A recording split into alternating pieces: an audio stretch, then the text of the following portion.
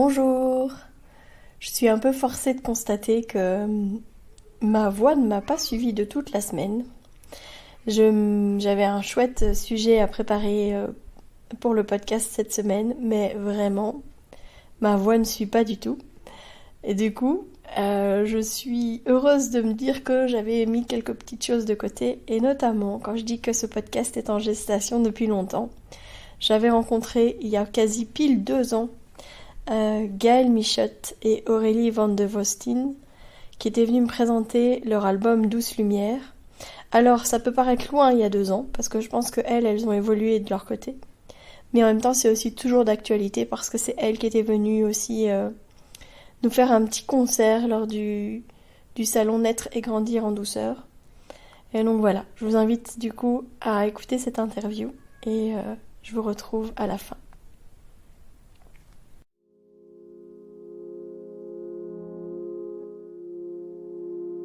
Bienvenue dans Bulle de Sage-Femme, le podcast qui déconstruit les croyances, démystifie les peurs sociétales, redonne toute sa place à la physiologie des femmes qui savent enfanter dans leur pleine puissance, mais aussi des bébés qui savent se mettre au monde. Ici, vous profiterez de l'expertise de sages-femmes pratiquant en dehors des hôpitaux, des accouchements à domicile ou en maison de naissance. Nous souhaitons que vous trouviez les outils, les informations pour que vous puissiez être les acteurs de la naissance de votre bébé, et ce quel que soit le lieu où vous avez décidé de l'accueillir. Mon nom est Mélissa Chambard, sage-femme, maman de 5 enfants. À chaque épisode, je vous partagerai mes astuces, mes bons plans, mon expertise, des anecdotes, mais aussi des témoignages de parents, de sages-femmes et des rencontres inspirantes autour de la périnatalité, dans la bienveillance, la force, la puissance. Allez, vas-y.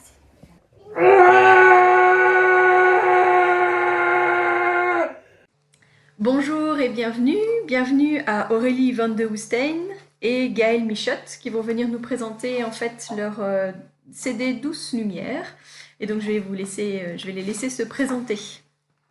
Peut-être Aurélie ? Oui, bonjour. Je suis kinésithérapeute spécialisée en rééducation abdominopelvienne féminine et donc je fais aussi de la kinésithérapie périnatale. J'ai longtemps travaillé en hôpital et récemment je me suis redirigée vers la pratique en cabinet et je travaille à Ottignies et dans un centre sur Rixensart. Okay. Super. Et toi Gaëlle ? Alors moi je suis sage-femme, musicothérapeute. Donc je travaille dans un planning familial, dans un projet qui s'appelle 9 mois et après. Je travaille également comme sage-femme indépendante dans la région de Beauvechain-Gré-d'Oisseau. Et je propose aussi à mes patientes, mes mamans, des séances avec la musique et avec le sonore. Super. Alors dites-moi un peu, comment est-ce que vous en êtes arrivés là ? Comment est-ce que vous est venue l'idée de ce CD ? Comment est-ce que vous êtes rencontrés ? Qu'est-ce qui a fait que voilà, l'étincelle a pris et que finalement c'est ce beau CD qui en est ressorti ? Eh bien, c'est un peu un rêve qui était là en nous. Et on s'est dit, voilà, on aime bien la création, on aime bien l'art, on aime bien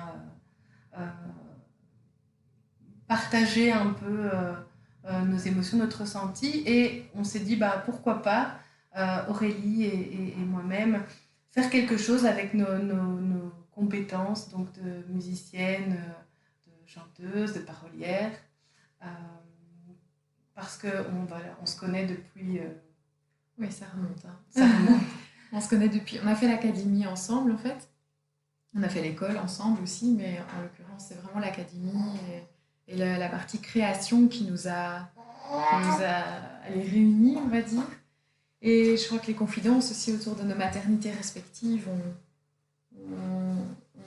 on se met une graine pour ce CD, quoi. Gaëlle et moi avons été enceintes ensemble pour notre premier. Et on a accouché à 2 semaines d'intervalle, donc on a vraiment pu échanger et réaliser les nombreux tabous qu'il y avait autour de la grossesse. Et puis ce confinement qui nous a permis finalement de se dire, bah voilà, on le fait, on se lance. Aurélie qui crée les paroles et puis qui me les a envoyées par email et puis par vidéoconférence. On composait, on réfléchissait un peu à la structure de nos morceaux, au nombre, etc. Donc on a beaucoup travaillé par vidéoconférence au départ. Et puis voilà, et puis elle est enregistrée, une belle première expérience pour toutes les deux dans cette période particulière du Covid et avec petite Capucine dans mon ventre pendant toute la création de... Capucine qui est là avec nous, hein. C'est pour ça que si jamais vous entendez des petits bruits de bébé, c'est normal, c'est Capucine. Un petit cœur. Ouais. Bercée du coup à douce lumière depuis le début, Capucine. Oui, tout à fait. Ok, et alors, du coup, le cheminement, enfin je veux dire, vous avez travaillé à distance, mais visiblement vous avez quand même réussi à faire quelque chose d'assez fluide. Vous partiez d'une idée à la base, qu'est-ce qui vous a motivé? Enfin, parce que c'est pas vraiment, c'est pas quelque chose pour se préparer physiquement, mais c'est plutôt pour s'accompagner en fait pendant les 9 mois et le post-natal en fait.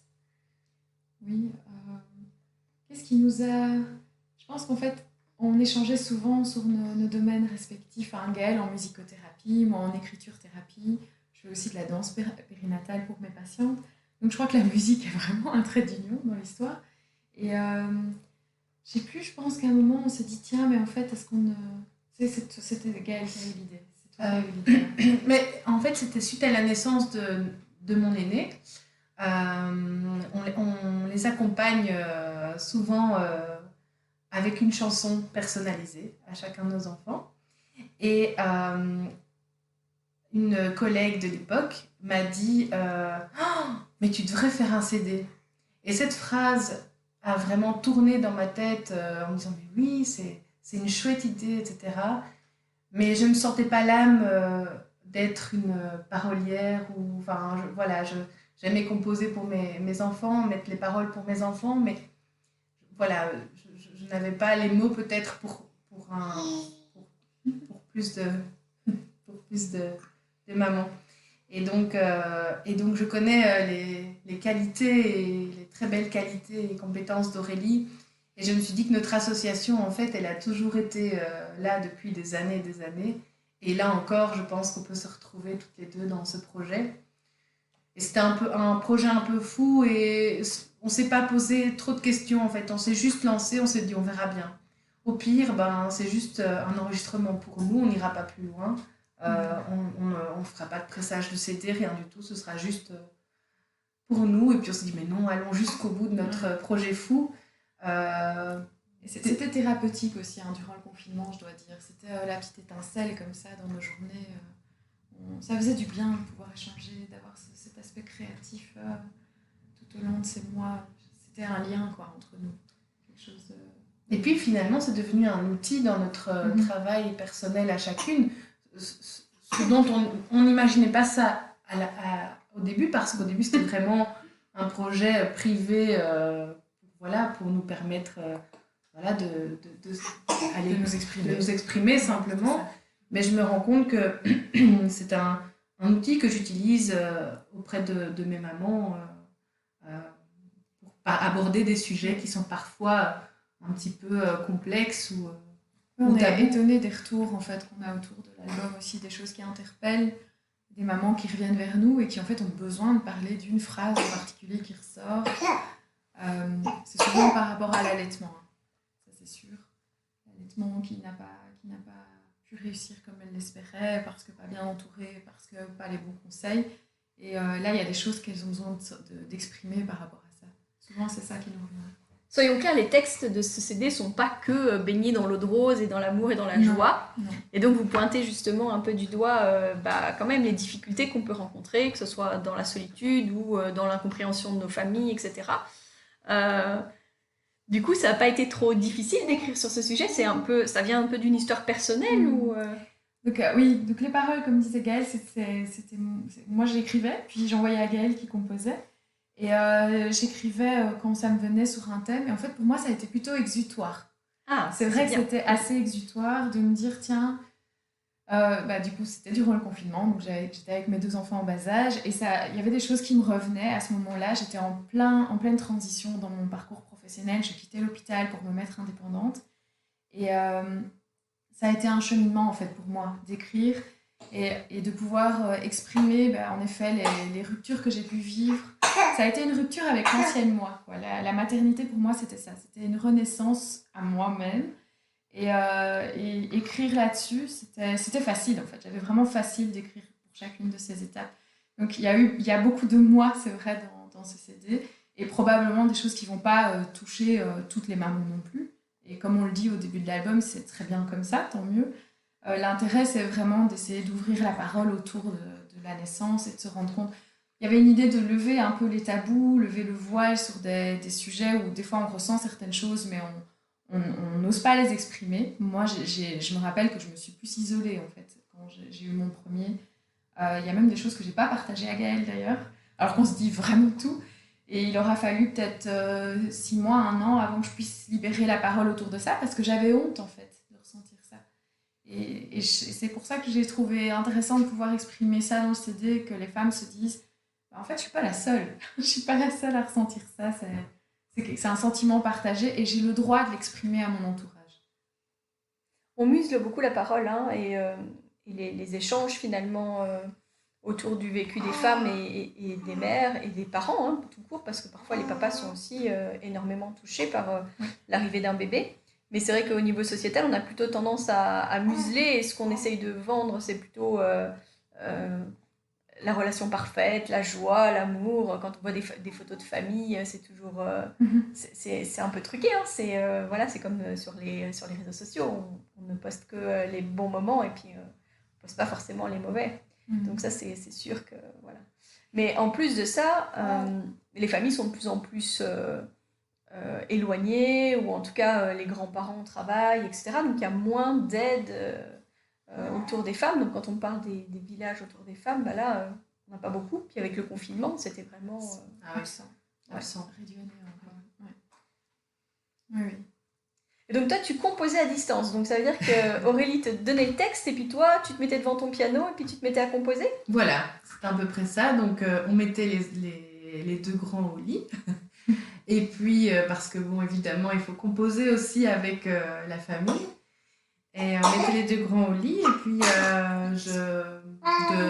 parfois, de 8h du soir à minuit, j'étais devant mon piano à imaginer, à créer, à réessayer. Voilà. Et ça a été aussi un chouette chemin pour moi, parce que j'aime beaucoup m'exprimer par la musique. Mais ça depuis toute petite. Et donc, c'est vrai que c'était une façon aussi pour moi d'exprimer mon ressenti d'une autre façon, mon ressenti de maman. Et en fonction de comment s'était passée la journée en tant que maman, mais parfois ça pouvait s'entendre dans les chansons. Et puis le fait de chanter, en fait. Toi aussi, tu chantes, hein, Capucine? Le fait de chanter, c'est quelque chose qui... J'ai pas vraiment fait de cours de chant, ou très peu. Enfin, c'est pas quelque chose qui fait partie de ce que j'ai travaillé, je dirais. Mais le fait de chanter, c'est une façon pour moi de parler. C'est une façon pour moi de dire les choses. Et je trouve que la musique et les chants et les berceuses, c'est une façon pour moi, plus facile d'exprimer des choses que par la parole. Voilà, c'est toujours un mode de fonctionnement un peu que j'ai eu. Et donc, pendant le confinement, enceinte de cette petite puce... ouais, c'était particulier aussi, la Capucine. Ah ouais, c'est aussi des choses à dire. T'as envie qu'on t'entende aussi dans le podcast, c'est ça? Et oui, c'est ça. Voilà, c'était une naissance, une grossesse différente du coup des 2 autres. Un peu dans la solitude finalement. Où les grandes étapes peuvent pas être partagées, en fait. Hein. Voilà, c'est ça. Et c'est ça qu'on a aussi exprimé dedans. Et pour moi, c'était magique, ces moments en fait où Gaëlle m'envoyait du coup sa composition et elle mettait en vie mes textes. Je trouvais ça vraiment magique. J'adorais, j'avais à chaque fois la larme à l'œil. Ah oui, c'était vraiment le texte, et puis toi, tu faisais la musique, et puis tu chantais, du coup. C'est Donc, ça. tu donnais vie au texte, finalement. C'est ça, C'était vraiment ça, ouais. Et donc, oui, je chantais, je réenvoyais à Aurélie l'enregistrement piano-chant. Et alors, on a du coup créé une seconde voix. Et en fonction des chants. Dans l'histoire, il y a eu un jour aussi où Gaëlle m'a appelée en me disant on pourrait avoir le studio pour enregistrer à telle date. Et je dis oui, c'est très bien, bah, tu me tiens au courant, hein, tu me diras comment t'as fait ça. Ah oui, mais non, mais tu chantes, hein. Ça, c'était pas prévu dans l'histoire. Mais c'était une belle aventure aussi pour moi, vraiment. Et c'est vrai que dans notre parcours à toutes les deux et dans notre amitié, je pense que c'est un petit peu le trait d'union de chanter ensemble et d'être en studio ensemble. Oui. C'était, encore une fois, l'idée, c'était pas à la perfection parce que c'était d'abord deux amis qui créaient et qui faisaient part de leurs émotions. Et puis, de fil en aiguille, on s'est dit, mais en fait, c'est chouette. Notre entourage, en tout cas, était convaincu. Et donc, on s'est dit, bah oui, et allons plus loin, en fait. Et ça, on s'y attendait pas au côté aller plus loin. Oui.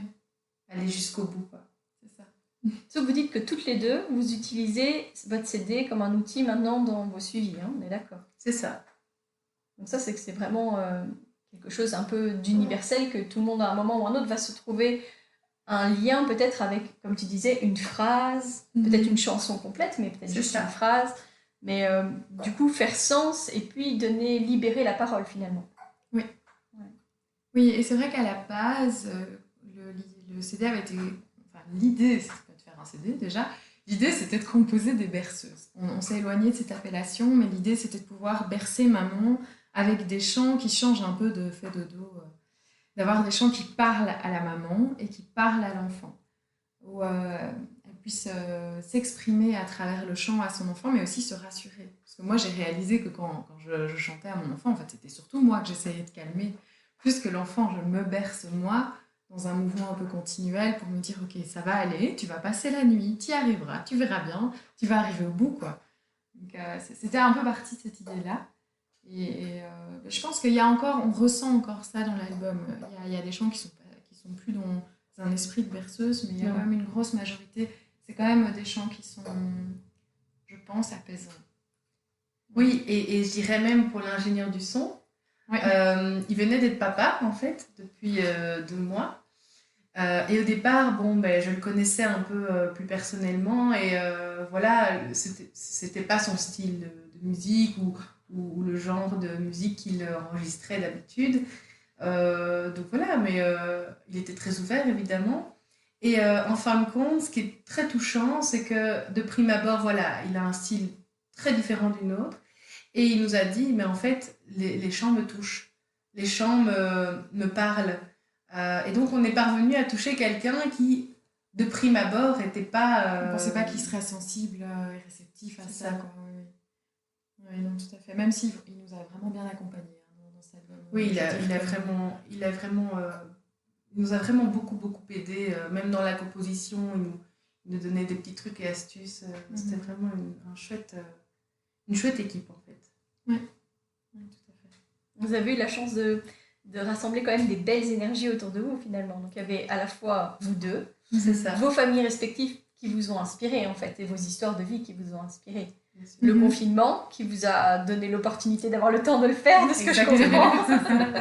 Exact. Et puis les bonnes énergies, les bonnes personnes autour de vous qui vous ont poussé et qui en plus vous ont dit que ça avait du sens. Oui, ça avait du sens pour eux. Et c'est vrai qu'au passage, y a les musiciens qu'on a fait, parce que de base c'était notre projet à toutes les deux. Et puis derrière, on s'est dit, mais non, mais là, il nous faut un violon, là, il nous faut un saxophone. Et donc, on est allé chercher comme ça des musiciens dans notre entourage qui étaient vraiment d'une qualité extraordinaire.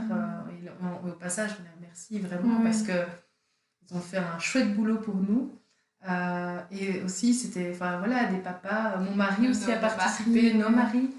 Tous les deux nous ont aidés. Dans les conseils, le tien a joué aussi sur l'album. Ouais. Il est aussi musicien. Oui. Ta maman qui nous a bien aidés également. Oui. Et qui nous soutient beaucoup. Et ma maman qui a corrigé les textes pour qu'il n'y ait pas de fautes qui restent dans les albums. Et les amis aussi, hein, qui nous ont, nos amis mamans qui nous ont beaucoup conseillé, réécouté pour nous donner leur impression. C'est ça. Et encourager, en fait. Finalement, c'était surtout ça. C'était encourager. C'est de se dire qu'au finalement, on n'était vraiment pas seul dans notre idée, notre création. Et on avait nos ressources autour de nous. Et ça, c'est précieux, en fait. On a eu le village autour de l'album, en fait. Voilà. Ah, c'est ça. Ça, c'est super. Et alors, je sais pas, est-ce que l'une d'entre vous aimerait choisir une des chansons et peut-être en parler de ce qui l'a fait vibrer, peut-être de celle qui vous parle le plus, chacune la vôtre, quoi. Vas-y. Moi, celle qui me parle le plus, et c'est aussi parce qu'elle a une histoire aussi particulière, la chanson c'est Entre toi et moi.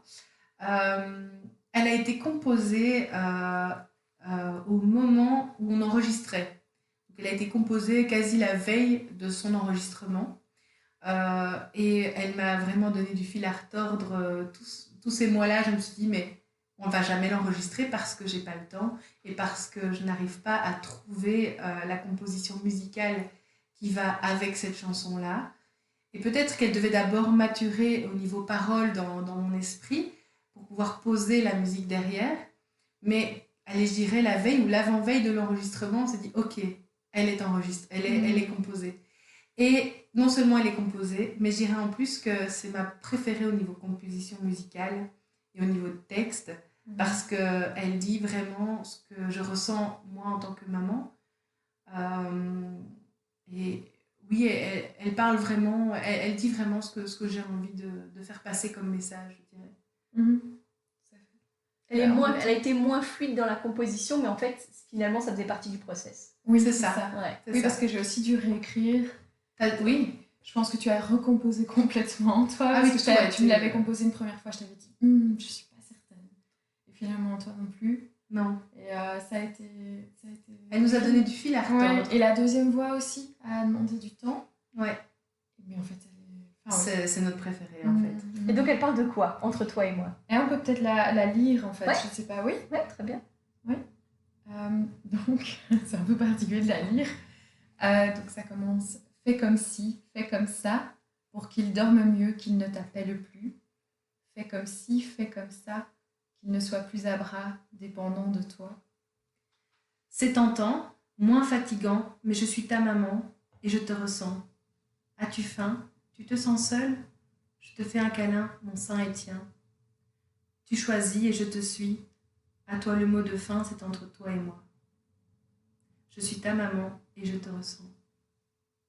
Waouh, les filles, moi j'ai la chair de poule là de vous entendre. C'est vraiment. Je comprends le cheminement, mais waouh! Super! Oui. Ouais, c'est. Alors, moi, moi j'adore celle-là aussi, c'est vrai. On l'a dit, hein, c'est notre préférée. Si je devais en choisir une deuxième. C'est compliqué. J'hésite entre deux. Il y a À tes côtés et alors il y a Exprime-toi. Je pense que celle qui me parle le plus, c'est peut-être À tes côtés. Parce qu'elle évoque vraiment mon parcours, en fait. Je pense que c'est l'idée de, tiens, mais qui suis-je, en fait? Après cette naissance, pendant cette grossesse aussi, j'avais déjà ça aussi, de me dire, mais en fait, qui je suis? Je deviens maman et c'est vrai que j'ai tout mon système de valeurs qui a changé. Et c'est ça que ça retrace un petit peu. Et l'idée que cet enfant, par son regard, par sa présence, a ce côté merveilleux de nous ramener dans le présent.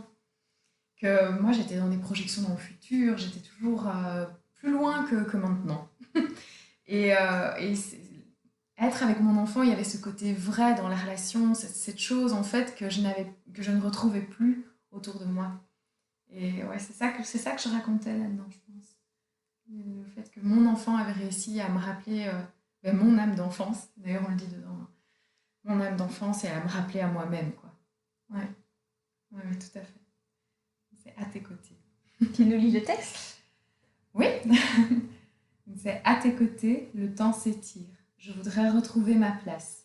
Sensation futile d'inutile, je voudrais retrouver ma place. Le refrain, tes yeux plongés dans le présent, ramènent mes pensées dans l'instant. Réminiscence de mon âme d'enfant, chaque seconde une occasion de toucher le monde. Séparée de toi, je me leurre. Dépassée, rien n'est plus pareil. Qui suis-je devenue? Dépassée, rien n'est plus pareil. À tes côtés, j'apprends le temps. Je deviens maman à plein temps. Femme, épouse, amie en son temps. Je deviens maman à plein temps. Ce qui est intéressant quand vous m'avez dit, enfin quand vous êtes venu me présenter votre CD, vous m'avez dit c'est pour pendant et puis après l'accouchement. Puis je me disais oui, ok. Finalement, quand j'entends vos textes et que j'entends vos chansons, je me dis que ça peut vraiment aussi donner un peu une idée quand même aux femmes, par exemple, qui sont enceintes de leur premier bébé, de ce qui va les chambouler. Parce qu'on a beau en parler avec elles, après tout le monde n'en parle pas avec elles, mais c'est important de lever le tabou autour de la maternité, de la parentalité. Et notre société, elle a tendance à vouloir mettre un bouton d'appuyer sur mute là. Ça, on n'en parle pas. On parle pas des difficultés, on parle pas de tout ça. Sauf que du coup, les femmes, elles tombent de très haut. Et comme tu disais, on a un peu notre vision de quel type de parent on va être. Et puis finalement, quand cet enfant déboule, on est totalement chamboulé dans nos repères, totalement chamboulé dans ce qu'on veut, dans ce qu'on a connu. Parce que je crois qu'il y a quand même très peu de mamans qui ont des enfants maintenant, qui ont été maternées de manière proximale, qui ont eu un parentage dans la bienveillance, etc. Donc c'est quelque chose vers lequel plus en plus de gens tendent, mais du coup en fait ils sont sans filet. Enfin, il n'y a personne en fait derrière eux pour les soutenir. D'où aussi la première chanson pour dire fais comme ci, fais comme ça, enfin voilà, parce que c'est comme ça que ça a fonctionné pendant des décennies. Et puis que tout le monde revient sur ce modèle-là, en grande partie, beaucoup de gens reviennent sur ce modèle-là, mais que du coup ça vient heurter aussi toutes nos bases finalement. Oui, ouais. Tout à fait. C'est une belle préparation aussi quand même à tout ce chamboulement et à tout ça. J'aime beaucoup ce que tu dis parce qu'on a eu un beau témoignage dans ce sens justement, une amie enceinte qui nous disait en fait je me suis arrêtée là où j'en suis dans ma grossesse parce que j'avais pas envie de savoir ce qui se passait plus loin. Et je me suis dit, c'est chouette, ça veut dire qu'on est tellement au plus proche du ressenti qu'elle s'est dit, non, si je vais plus loin, je vais me spoiler, quoi. C'est pas une bonne idée, je vais savoir d'avance. Donc elle s'est arrêtée dans le CD au terme de sa grossesse, quoi. C'est bien, et en même temps, c'est ce qu'on disait, ça pourrait être aussi un moyen de s'y préparer. Hein, oui, c'est ça. Après, je pense que c'est chacune comme elle le ressent. Oui. Je pense que quand les patientes avec qui j'ai déjà proposé le CD, je leur dis, voilà, en fait, c'est à vous de voir. Soit on écoute ensemble, ou vous écoutez chez vous et vous allez jusqu'où vous voulez, soit vous allez jusqu'au bout et puis on en parle. Et on parle de ce que vous avez envie, de votre ressenti par rapport à tout ça et de ce que ça a mobilisé chez vous en tant que maman, maman en devenir. Donc voilà, je trouve que c'est du coup un très très chouette outil parce que ça laisse libre cours à la maman de choisir et de se dire est-ce que je veux me préparer vraiment en conscience jusqu'au bout ou est-ce que je laisse... Oui. En fait, on libère et les émotions en écoutant, hein, parce que visiblement, rien que de vous entendre les lire, c'est déjà prenant. Mais on libère aussi la parole finalement. C'est un outil pour libérer la parole et aborder des thèmes qui peuvent être plus ou moins délicats en fait à aborder de prime abord, quoi. C'est ça. Oui. Non, ça c'est vraiment chouette. Ok. Et alors, quel est en fait votre souhait vis-à-vis de ce CD? Vous aimeriez qu'il soit plus facilement accessible pour que tout le monde puisse l'utiliser un peu justement dans cette idée d'avoir un outil ou peut-être un beau cadeau à faire à quelqu'un? Enfin, comment est-ce que... Un peu de tout ça. Hein. Un peu de tout ça, oui. Oui. Je pense que c'est une belle intention. C'est un cadeau qui sort un peu de ce qu'on peut trouver habituellement sur les listes de naissance. Je crois que c'est un beau cadeau à offrir à quelqu'un. Parce que c'est aussi lui dire je t'entends, je t'écoute, je suis là pour toi et je peux te soutenir et exprime-toi auprès de moi, je pense. Oui. C'est une ouverture, ça permet à la personne qui l'offre aussi d'ouvrir la parole. Oui, on n'offre pas ça par hasard. Je pense pas que ce soit... On l'emballe avec des douceurs avec. Voilà, C'est c'est ça. ça. Un peu de chocolat. Ok. Comment est-ce que vous allez vouloir mettre en avant aussi ce CD? Est-ce qu'il y aura des choses qui vont se mettre en place? Est-ce que par exemple vous avez pensé à des moments où vous allez jouer pour des gens ou pas du tout? On y pense. On y pense, oui. Il y a des obstacles un peu psychologiques aussi à passer pour ça, mais on y pense, oui. C'est vrai que... Pour le moment, le Covid est une bonne excuse, on va dire. Ouais. Et puis c'est vrai que malgré tout, l'enregistrement en studio est très très très différent du live. Et donc il y a cette sécurité du studio où finalement, bon, il y a une phrase qui est pas top top, on la recommence. Il y a une petite note fausse là, donc on la recommence. Et donc il y a le côté live où en fait là voilà, c'est Pas le droit à l'erreur. voilà, mais et à la fois elles sont là les erreurs et il faut accepter que les choses ne sont pas toutes bien faites et bien droites, mais voilà, il y a ce passage-là où on n'a pas la sécurité finalement d'enregistrement. Et que voilà, il faut jouer avec le stress aussi.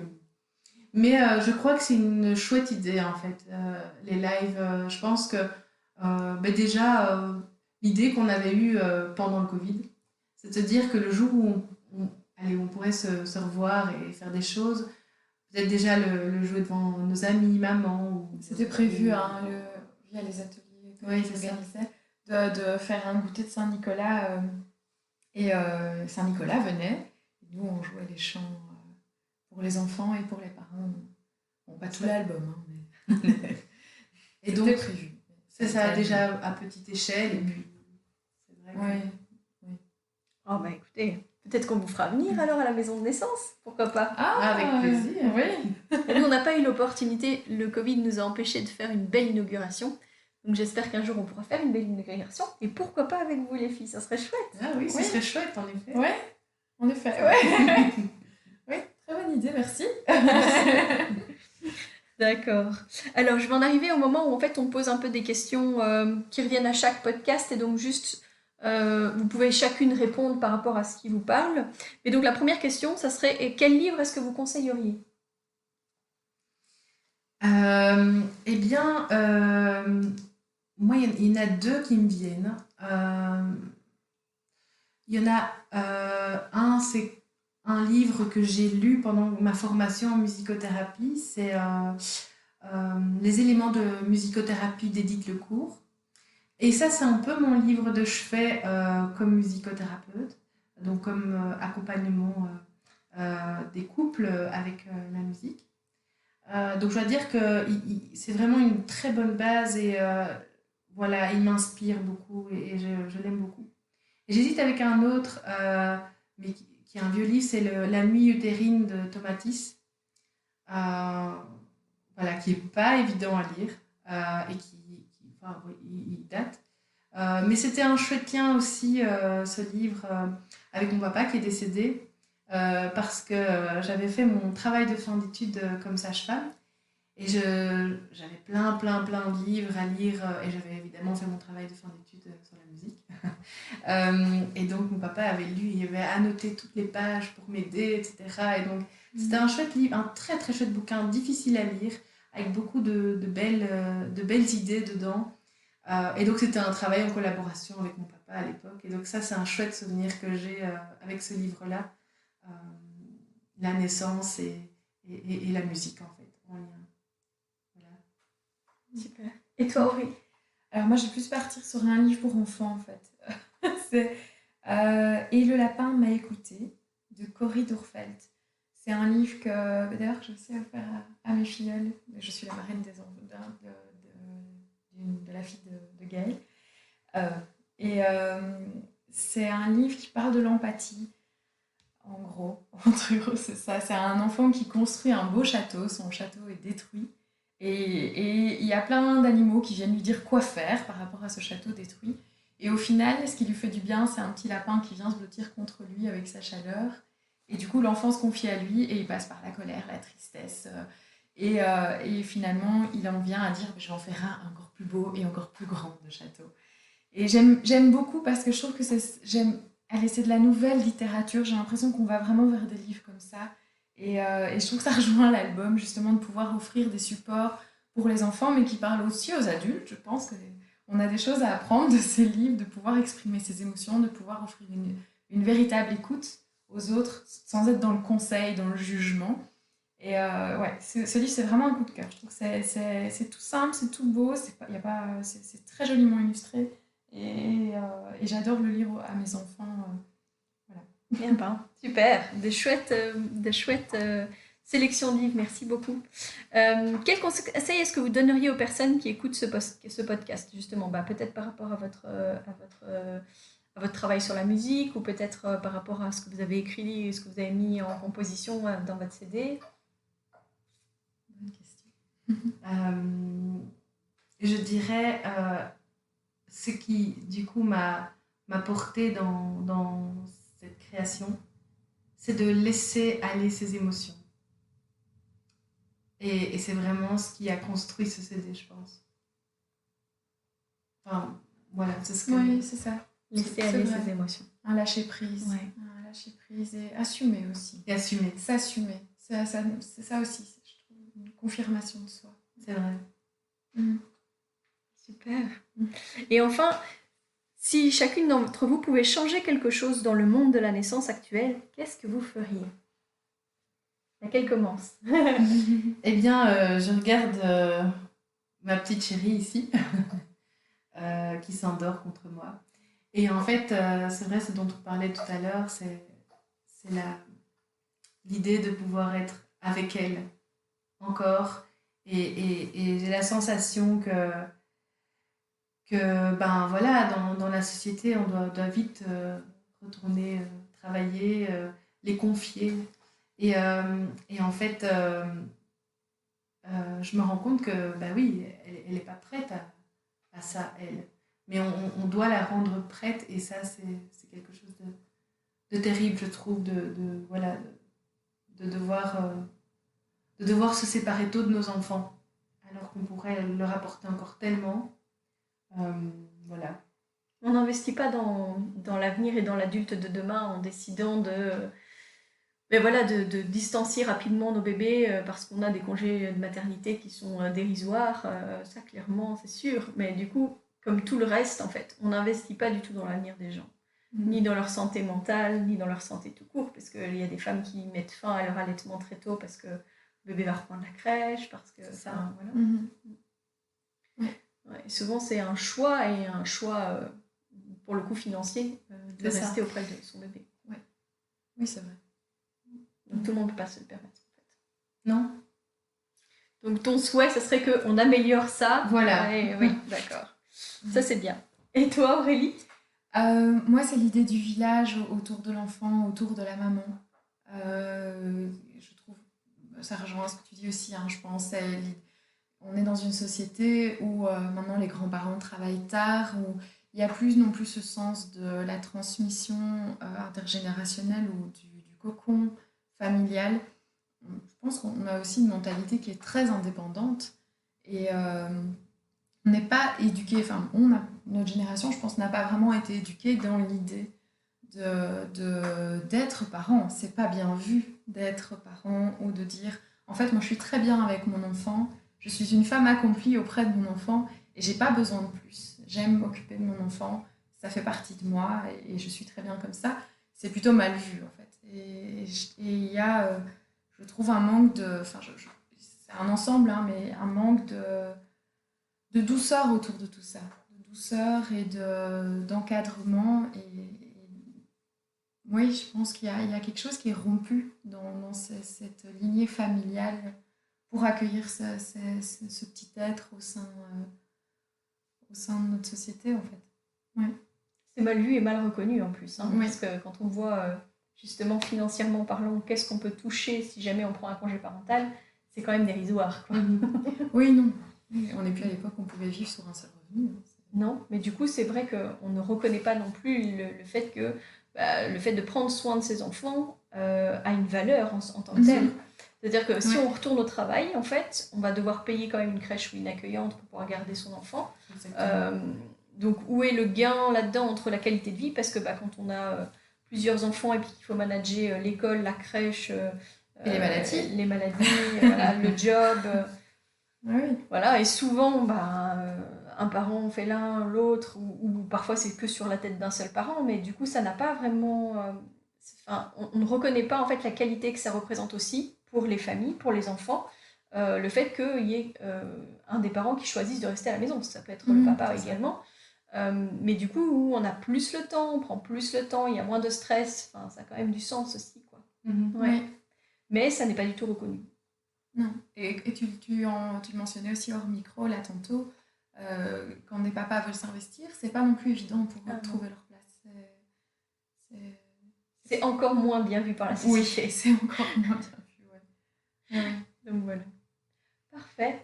Écoutez, Gaëlle et Aurélie, je voudrais vous remercier parce que vraiment, c'était très chouette de vous accueillir ici, très chouette d'enregistrer ce podcast avec vous, avec la petite Capucine qui a fini par s'endormir tranquillement au sein de sa maman, c'est très bien.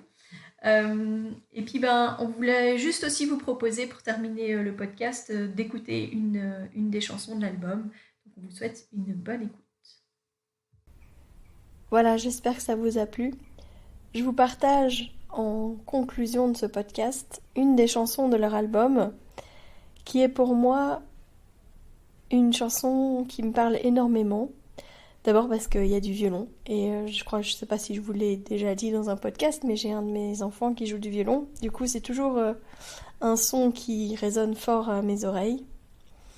Mais aussi et surtout parce que dans les accompagnements qu'on fait, il y a une chose que j'aime beaucoup rappeler aux parents qu'on accompagne, c'est que ils sont les meilleurs experts de leur bébé, qu'ils doivent toujours retourner vers ce qui leur semble bon, de retourner vers le cœur pour savoir si c'est juste pour eux et pour leur bébé. Et donc en tant que meilleurs experts de leur bébé, les avis que vont leur donner les uns et les autres n'est pas forcément quelque chose sur lequel ils doivent se baser, mais plutôt retourner vers l'amour et vers l'instinct. Je vous laisse découvrir du coup cette chanson qui s'appelle « Entre toi et moi » et je vous dis à la semaine prochaine.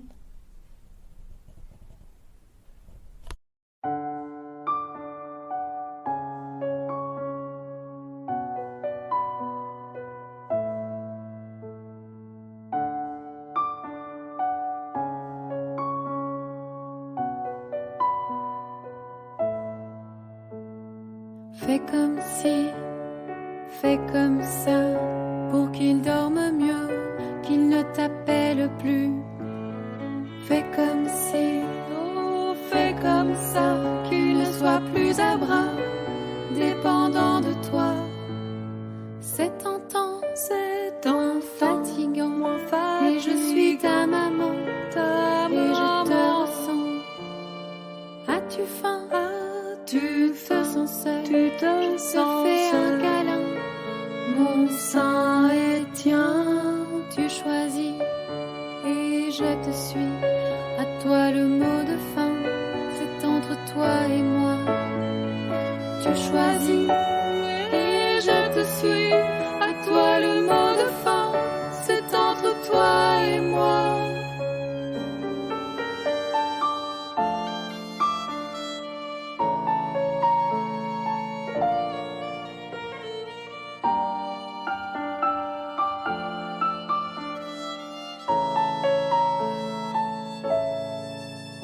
Je suis ta maman, et je te ressens,